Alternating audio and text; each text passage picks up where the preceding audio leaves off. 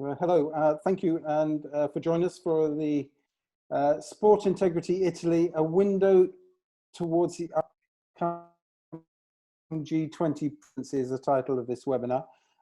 It is actually a webinar that is not really about Italy, though it's being led by Italy. It's actually about much greater global sport integrity issues, and particularly organized crime within sport issues that affect all of us, whether we believe it or not. It is an issue that Italy are leading on. Italy next year take the presidency of the G20. And as part of that presidency, they are putting sport integrity and the corruption threat of organized crime within sport and within all of our sports very much on the agenda, which has never been on that agenda before. So I'd like to start with us today. We obviously have three leading protagonists within this, and it's a real privilege to get the opportunity to speak to these guys, because it doesn't happen very often. We have Judge Giovanni Tartaglia Porcini, who is very much leading the Italian G20 effort on bringing sport into focus. We have SIGA's president, Franco Frattini, who I'm sure many people have heard speak before. Frank has, beyond SIGA, two crucial roles. He is one of the Supreme Court Italian judges with particular reference to mafia infiltration within sport, and he is Supreme Court, his Supreme Court of Sport Justice in Italy as well. On top of that, so he has real practical experience in dealing with these people. Alongside them, who is an academic and a leading protagonist in research and analysis of what's been taking place in the area, and he'll be able to give us his focus and interpretation of what's going on around, and what is in fact, essentially a growing problem. So if we start first with Giovanni, if I can call you that, rather than Judge Tartaglia, and obviously being as a journalist, I don't normally wear a tie, but my mother told me that if I'm ever before a judge, wear a tie, and I'm before two today. If you could give me an outline of the thinking around the G20 presentations and the push that you as a nation and that you feel needs to come forward for this effort. Thank you for the invitation and for this interesting question. The G20 is actually under Saudi Arabian presidency, and Italy as the co-chairmanship of the Anti-Corruption Working Group this year, 2020. Next year, we go to have a full presidency and also to cover the Anti-Corruption Working Group as chair. So this gives us the possibility to manage 2 years activity. And in line with our engagement, we want to put the sport and the sport integrity at the center of our agenda. It is not a new challenge for the G20, because for the first time was the German presidency in 2017 to do so. And now we have a momentum at international level, because sport and sport integrity is on the table of the main multilateral fora as the OECD, the Council of Europe, and the same UNODC with Mr. Paolo Besazzini. We prepared for the UNODC last conference of state parties the second resolution on corruption in sport. And with regard to the Italian idea on the possible deliverables of G20 in 2021 about corruption, the main topic is to take in account the new forms, the new avenues of corruption. And regarding the sport, the danger of the infiltration of organized crime in sports sector. And on this, we have a great help from the academia and from the research, not only from the investigations and judicial decisions. Actually, we have a clear framework about the interest of organized crime on the sector of sport for three main reasons. The first one is the enormous economic interest that orbits around sport, especially when considering the professional football sector, for instance. The second one is the end of proselytism and gathering consensus that is necessary for the criminal organization, especially mafia type, to root in the territory. And the third one, the visibility that sport events, due to their strong social and media impact, are able to guarantee to mafias. These three reasons make us with a great responsibility to take our position of leading by example and to try to write a new page on this history, a policy document involving the danger of infiltration, raising awareness at international level on this problem. It is not an Italian problem, it's a world problem, because we can confirm that the same results of research and investigation we can see in other parts all around the world and in our country partners also in the G20 framework. And so our goal for next year is to have a policy document, but we have to write the history and we have to see what is the better way to reach the consensus on this. Okay. All right. Yeah, reaching a consensus is going to be the big part. I'll come back to that a little bit later. Frank, that outlines a framework of what needs to be done, what you perceive as your presidency is where you can impact in this whole area. What can, in your experience as a judge, Franco, how can you explain to us the depth of the problem that you are that you are investigating right now? Can you explain the issues of organized crime proliferating and how, as a judicial community, but also with the support of the sports community, how we have to confront these issues? Well, thanks, Paul. I think what is the impression that I draw from my judicial experience in both sport justice and ordinary justice. In ordinary justice, the chamber of the Italian Supreme Court Conseil d'État that I chair deals mainly with the infiltrations of mafia gangs into the legal economy. Our responsibility as a supreme judge is to have the final say in the court's ruling on whether there was or not a legal measure to interdict, to block, to destroy a given company which is infiltrated by mafia.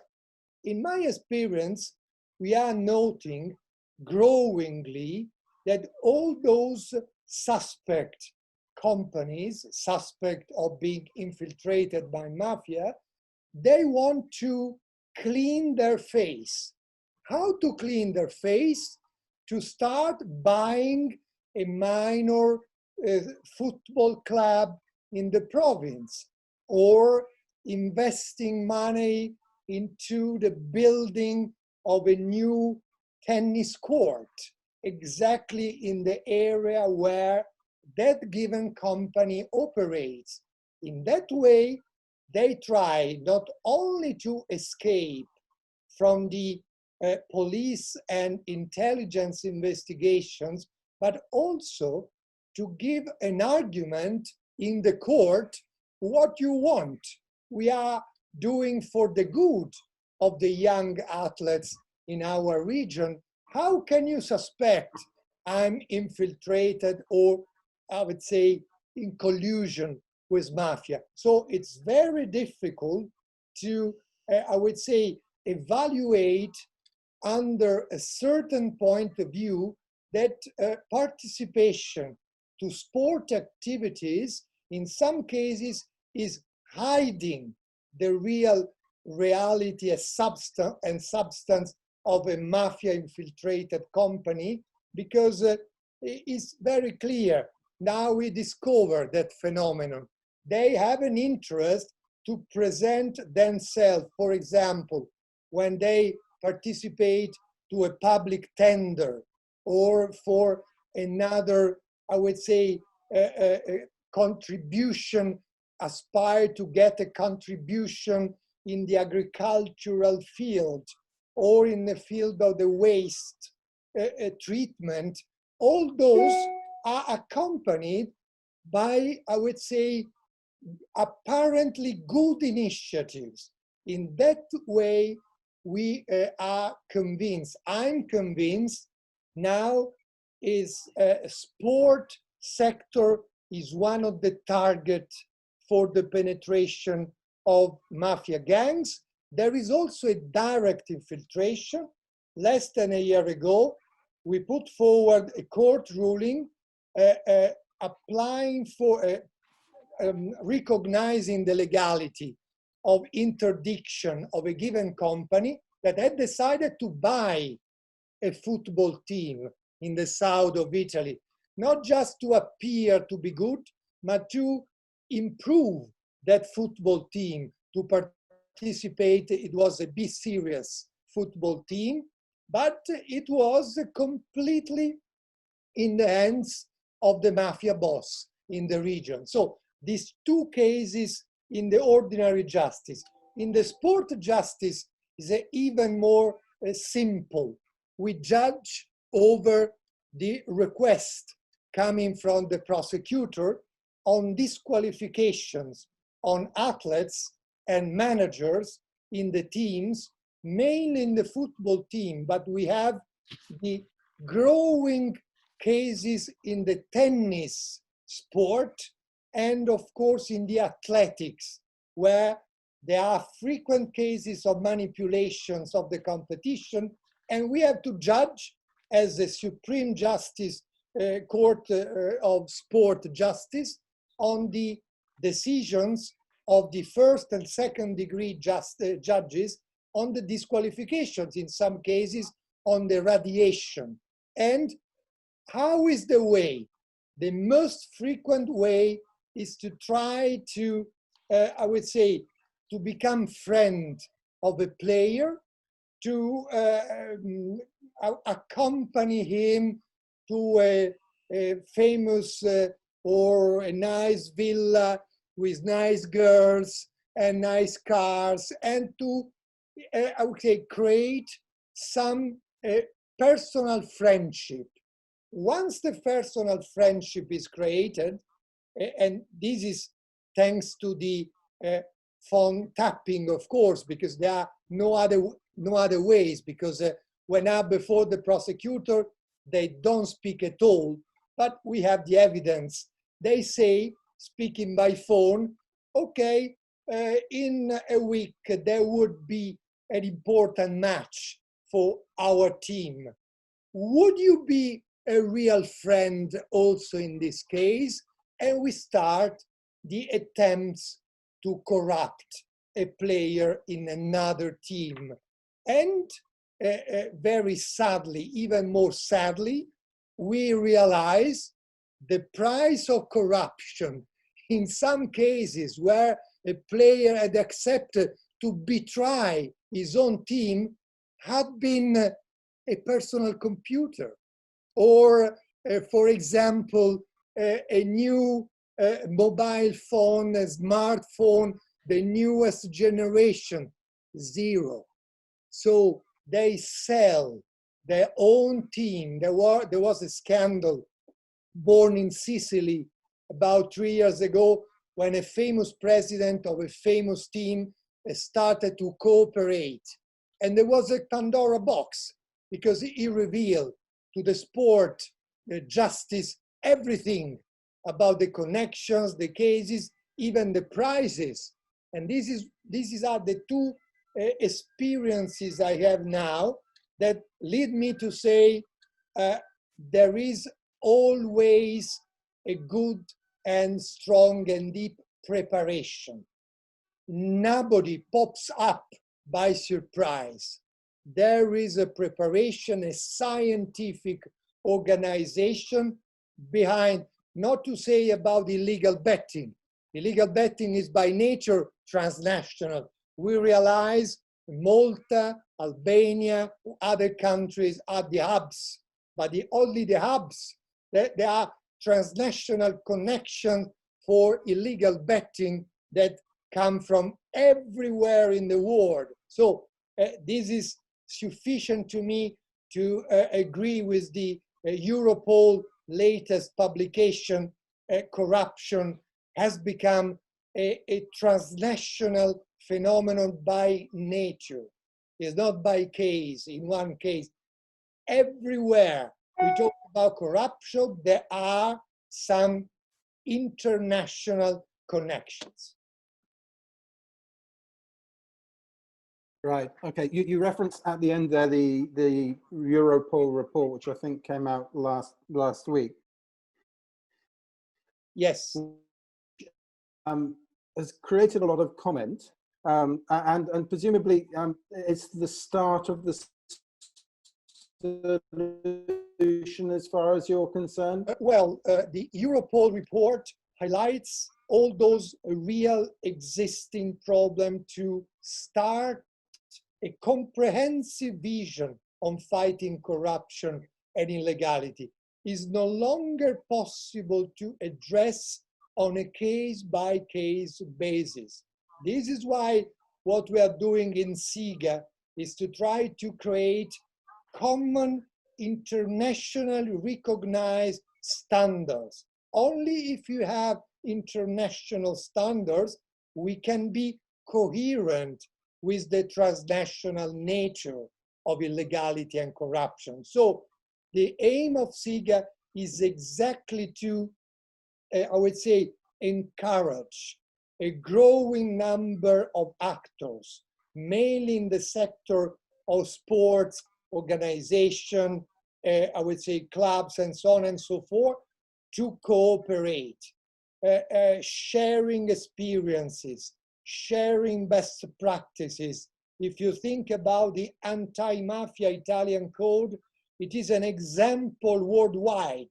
The confiscation provisions allow to confiscate an entire asset of a given society and to convert that asset, for example, a property from the evil to the good, to dedicate it to be, for example, a new football stadium for the younger generation, what it was in the past a villa of the criminal boss of mafia. So we have a good example we have to share. Otherwise, what is said in the report of Europol will remain on the paper. I used to be vice president of the European Commission in charge of justice and security. If you don't translate into concrete action with the cooperation of law enforcement, we run the risk to remain only on paper. And this is the step forward of SIGA, not only indicating what are the problems, but proposing a concrete solution. Okay, Paolo, if I could bring you in on this now, and it sort of follows on what from what Franco was saying at the end there about the multiple complexity of the problem really that we're having. I mean, from the research that you've been involved with, Paolo, can you give us a picture, an overview of what we're dealing with on a transnational scale?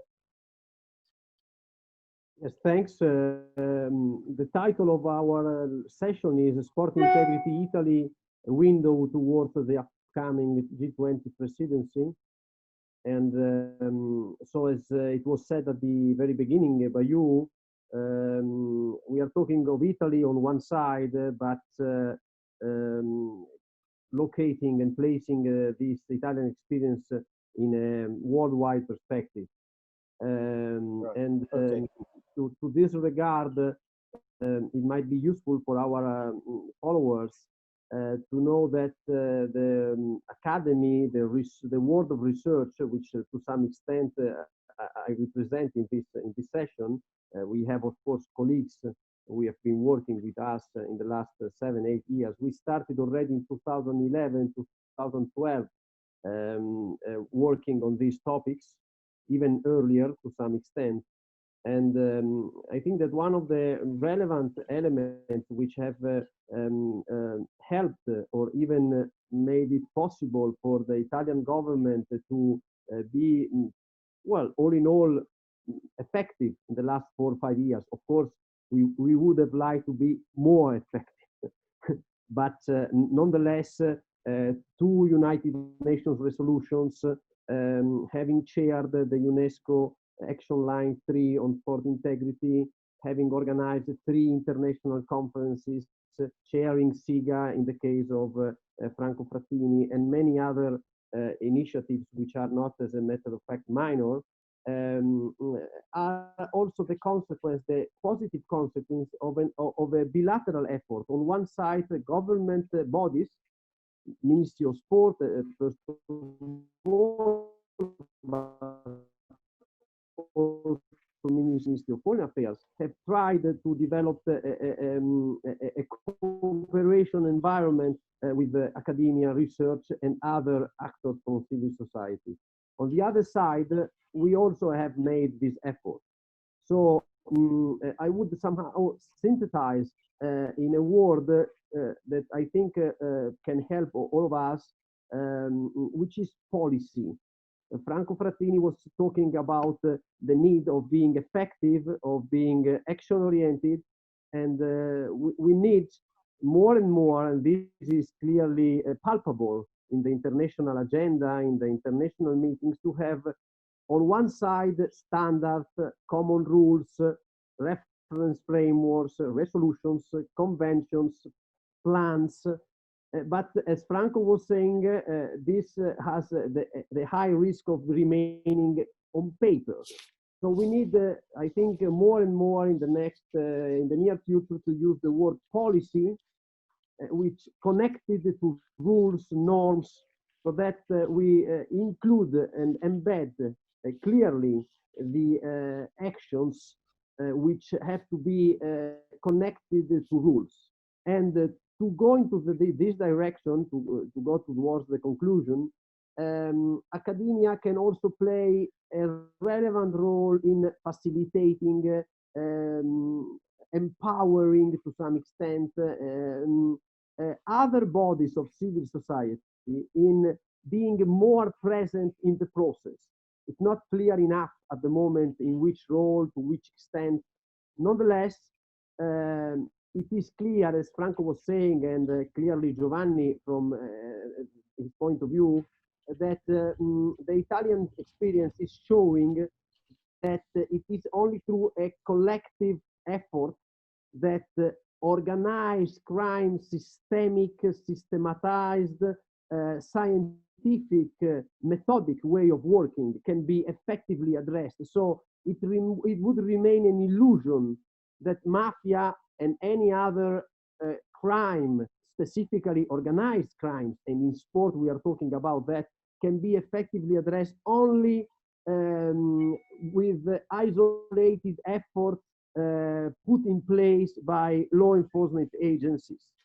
This would be all or dedicated unit by sport bodies. We don't have the solution in terms of, in operational terms, but for sure the Italian experience shows in sport and also in anti-mafia, apart from sport, that involving civil society, discussing, having a very good analysis of the phenomenon. So I conclude, the phenomenon also OECD, G20, many documents in the last years, not only from Italian source, are clearly highlighting that the criminal phenomenon in sport are multifaceted, are complex, are articulated. It is a way of highlighting that a proper analysis has to be the base for effective and well-tailored actions. And this articulation, this combination requires competencies, some effort. To this perspective, in this view, I think we have elements to consider the Italian experience among those who can be effectively contributing to a global advancement in the awareness, in the capacity of addressing this problem. Okay, so what we have is a complex problem, and also it sounds that it's a very, very fast-moving and changing environment with this shift from civil society and on ordinary activity right into the specificity of sport. I mean, there's no way of measuring that, is there? Is that we can only track that with stories and I wouldn't say that it is not really possible to measure it. Nobody has measured it so far. It would require an effort, but we have already, it's not here now the case, but possibly we will have additional and further opportunities. But we have indicators which clearly indicate that match fixing, corruption in assignation of great events, financial crimes related to money laundering and fake sponsorships also to launder money and so on. So I will not be indicating child trafficking. So we have a set of crimes which we have clear indicators that show us that the world of sport has dramatically changed. I usually put it this way. The huge success of the world of sport in contemporary society brings with the fact that it has been now, of course, penetrated and completely included in the contemporary problem. And from that perspective, we could not be so naive to think that sport can succeed without having to cope with and to address significantly the problems of contemporary society. Sport has become possibly the most powerful engine, even of the international diplomacy, of social integration. It is a powerful, possibly the most powerful social dimension of contemporary communities. And it would be really naive and nonsense to think that it has remained the same world of Olympic Games in the 60s in Rome, or in Melbourne in 56, or in Tokyo in 64, or in Mexico in 68. Another world. So we are talking of another sport, and we need other tools, approaches, and methodics to prevent and address criminals and crimes in this world. I hope I was clear enough.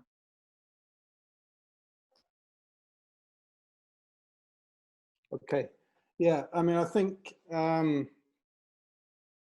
that's the key point there, that the world has moved on. And I think the Italian experience has, I think the key learnings for the rest of the world from the Italian experience in the first instance is to sit up and look at what's happening and look at what's being addressed in Italy, because it is probably happening in your own country. You just do not see it, or you're failing to recognize it. With that sort of in mind, Giovanni, the challenge within the G20 and bringing this to the center. I mean, Paolo mentioned the importance of sports events and hosting and that kind of stuff in terms of national diplomacy. The challenge of getting this at the forefront of the G20 anti-corruption mandates. How do you intend to approach that? I mean, what do you think will be the reception within that? Okay, thank you for this new interesting question. I have to highlight that the answer is inside the great presentation from Franco Frattini and Paolo Bertaccini. We are now in a stage of needs assessment, and we have to product something to lead by example. And for this, first, we have to recognize and reconstruct the reality. And the actual reality is exactly as Franco said. We have a growing evidence from investigation and case law in Italy and abroad, especially in the world of soccer or football, that traditionally organized crime is looking at new areas, increasing social consensus, cleaning up its criminal reputation, as Franco clearly said. And so we have to take in account the opinion of the champion in the anti-mafia and the anti-corruption activity.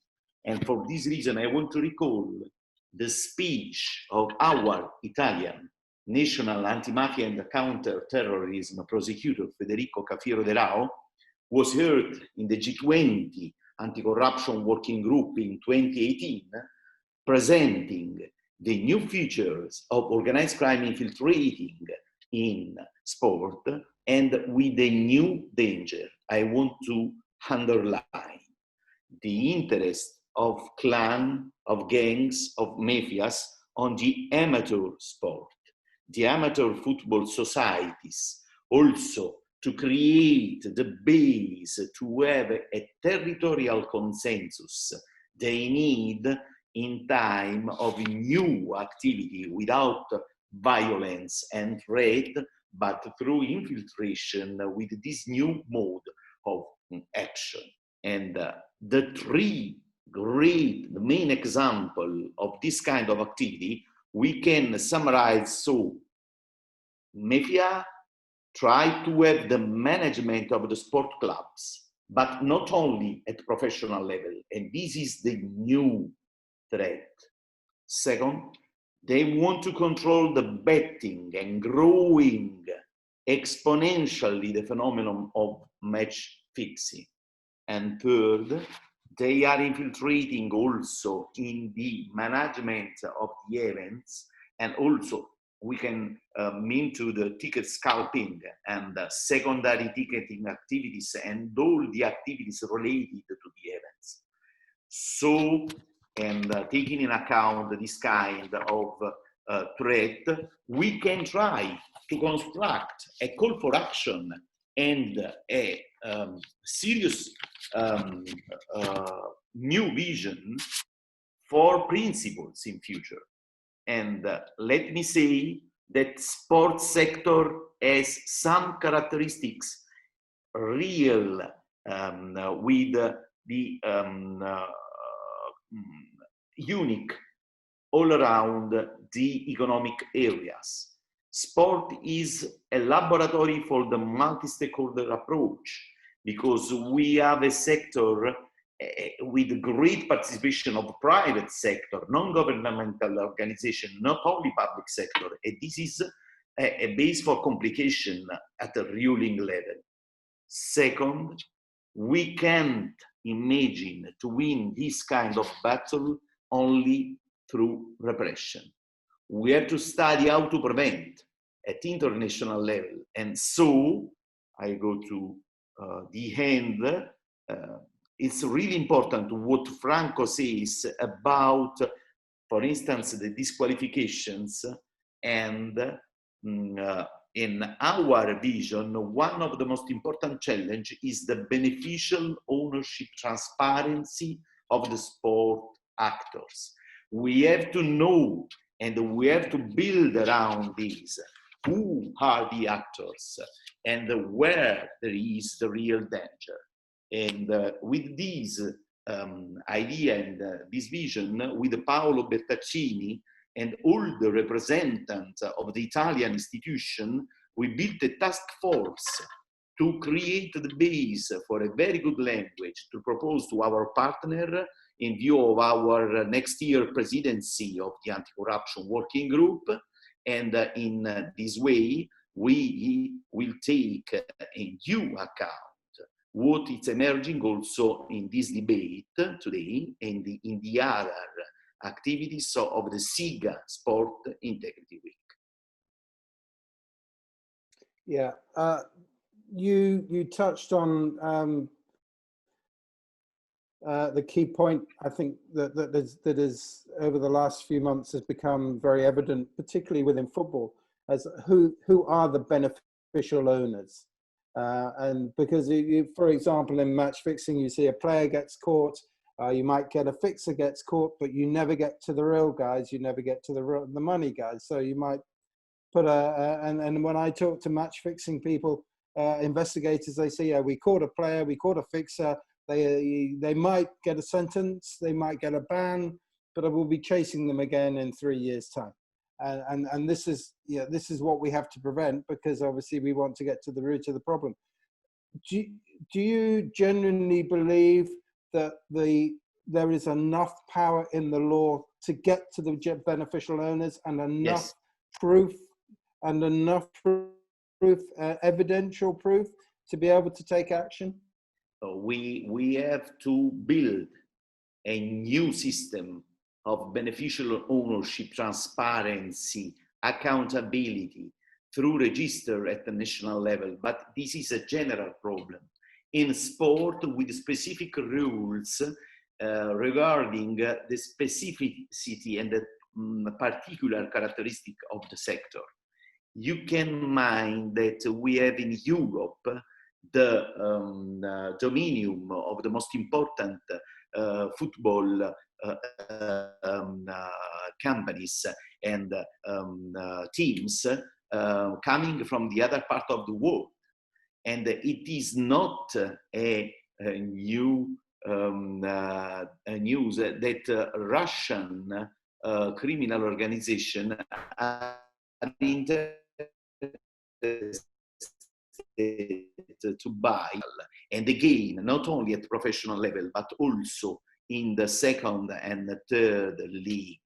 And we need to build this kind of register. And I have to say a thing about the G20 previous works. The G20 Anti-Corruption Working Group adopted in 2014 a relevant document, the high-level principles on beneficial ownership transparency. But now we feel the need to update this kind of document, also taking in account the new risk area we are identifying, and first of all, the sports sector. Right. Franco, as role as a Supreme Judge, is the evidence currently of organized crime and the evidence strong enough that you're seeing to secure conviction time after time? Well, Paul, I think we have in Italy a tradition to fight against organized crime. And in that tradition, I will never forget a principle coming from one of the heroes of the fight against mafia, one of the victims, Judge Falcone. He used to say, the key is tracking and following the money. If you want to affect an organized crime gang or mafia, you have to follow the money and you have to affect them on the financial point of view. This is why our anti-mafia code provides one of the best solutions worldwide. All the assets, all the money confiscated are reverted for good social civil society initiative. So not only they are deprived by assets and money, but they look at the money from the prison dedicated to, I would say, biological agricultural project or a new space for education. That solution should be repeated in the field of sport illegality. One of the proposals SIGA is launching, and I repeat now, we do want to have a similar legal provision. If I confiscate money coming from illegal match fixing, that money can support a local team made by young athletes, or contributing to build a tennis court in a province where they don't have public tennis court. So transforming from the bad to the good is an example of education. And the second proposal is to create specific education courses to legality for the young athletes. The Italian sport federations manage a lot of money. That is public money disbursed by the budget of state. Why don't take part of that money to organize, paid by the federation, courses of legality for the young athletes? Because if an athlete grows with the idea that somebody is offering to him the newest smartphone, he can sell his own team to the opponent or to the other team, that we don't have a clear response. So I think we have the instrument. We are in the possibility to put forward concrete proposals, and taking the opportunity of G20, Italy could put on the table these two proposals and other proposals, because everywhere in the world working in the sport, in the law enforcement, knows the anti-mafia Italian system, depriving of money. We used to say, and Prosecutor Cafiero de Raio stressed this point in July in the last event in Rome. The new mafia kills less, but they infiltrate much more into the legal economy sectors. So we have a new mafia using all the Chinese boxes to try to, I would say, hide their connections worldwide. They are very good in infiltrating, as Abid said, I would say a sport club or a company involved in public tenders, and so on and so forth.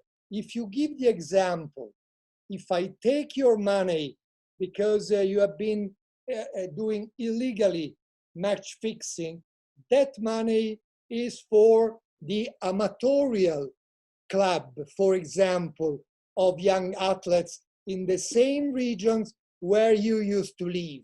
So you will see your money used for the good. So this is a good example. We have the best practice, which is the anti-mafia code, and education to legality. It is a kind of civic education. This could be two effective proposals SIGA is making, and maybe a G20 presidency could take into consideration. Yeah, I mean, that's really, really interesting for other jurisdictions. Really interesting. If we go back, I mean, obviously you've worked as Italy, you've come to this position with your codes. Paolo, you've watched this evolve, and you've tracked it obviously with your research from the beginning. Where were at what point, is there any break point when you say, okay, now everybody understands this? I mean, where's the first commitment that has to come from other countries to fully understand that from the Italian experience? Was it with the federation saying we need help, or was it with the justices saying, guys, we're going to come in and we're going to regulate you because this is out of control? I mean, where are the learnings from Italy for this? Good question, challenging one. these kind of questions which have, as a matter of fact, no answer, in the sense that, well, as far as the Italian experience is concerned, it's more a process. This kind of social phenomenon, it's difficult to indicate a clear passage or milestone. But, well, if we want to make this exercise, for sure, a paradoxical advantage which Italy has had has been the illegal betting scandal in 1980 and then in 1986, involving very famous and worldwide reputed football soccer players such as Paolo Rossi, Maradona, and similar ones. Even the goalkeeper Albert Pozzi, who was the goalkeeper in the 70s football World Cup. So it was really shocking at the beginning of the 80s to uncover, to discover that illegal betting could just, if not thrive, be so significantly present in some situations. And this has led to the inclusion of, in the ordinary law, legal system of the anti-match fixing law already in 1989. So I think that decade has just generated a relevant evolution. And then we can also say that in the last decade, in both cases, match fixing then has played a role, but it was already clearly connected to organized crime, some minor cases. I would connect the evolution in Italy of awareness and some initial capacity in the world of sport, because there is much path to be gone through. If we compare the Italian state of the art with the international situation, of course, we have Australia, UK, other situations which are also very well placed, but nonetheless, we are very much advanced.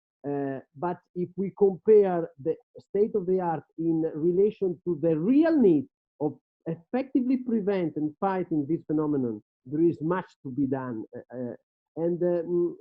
I would say that the advantage of having a judicial state authorities, strong capacity to prevent and fight organized crime, this has helped a lot.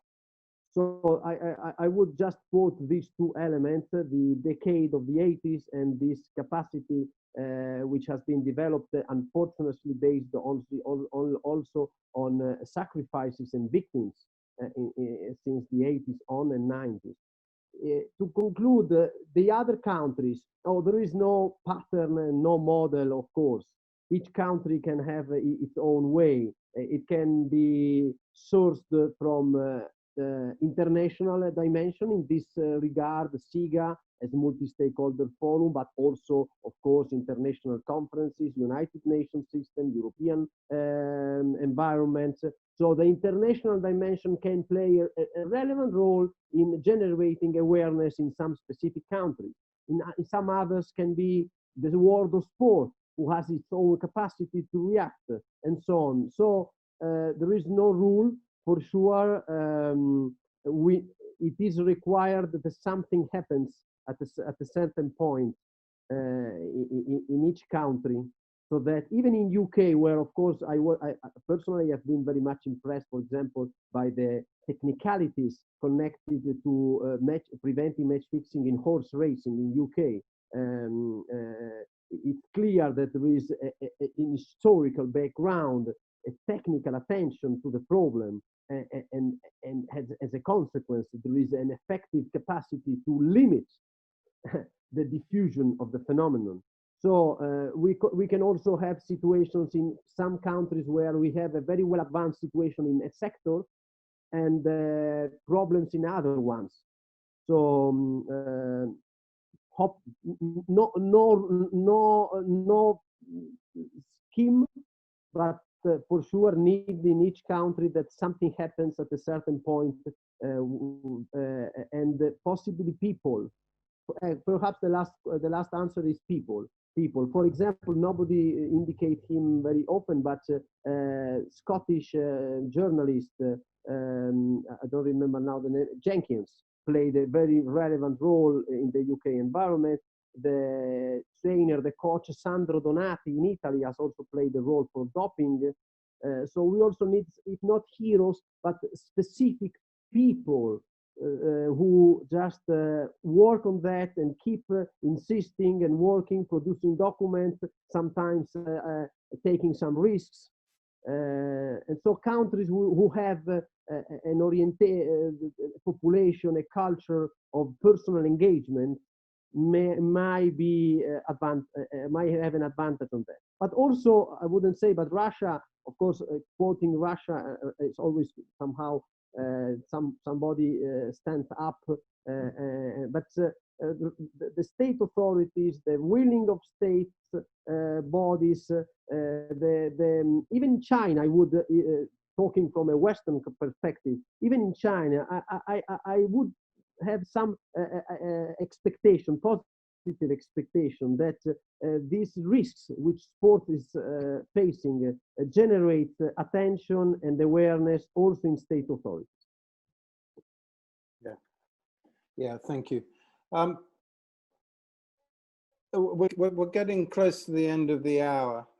So what I would like to ask each of you, if there was, and looking at from the G20 and the impact that the G20 that can have on making an effective change, what are the key messages that you would have, one to the G20, and two, when the countries look at themselves and say, what can we do to fully understand and get on board with this? Because it seems to me there needs to be, in Italy, you've overcome the psychological problem that there isn't a problem, you know there's a problem. And many of the other countries, they have that psychological problem where they haven't recognized that they have a problem. So how do you communicate this within the G20, within the different cultures that are there, to make them understand that? What is the key message that you have within that?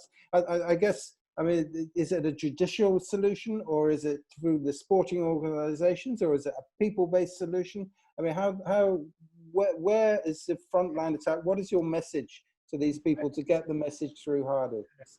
If I may start, Paul, I would say to the G20, show leadership. This is the message number one. Yes. Without showing a clear leadership, nothing happens. I had a certain experience of international relations. The states are jealous by nature.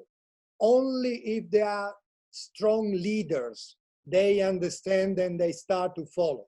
The second message is to the states, G20 should not pretend to impose, as I would say, a top-down solution. This is the best solution, take or leave it. On the contrary, G20 should be capable to offer as a solution for the other states, not as an imposition. I remember the G7 and G20 chair when I was foreign minister of Italy. Never you succeed if you send a message, this is the best option, you should follow it. The reaction will be, no, but we will be thinking on the contrary. If you say, do you want to have clean sport and younger generation growing in the legality?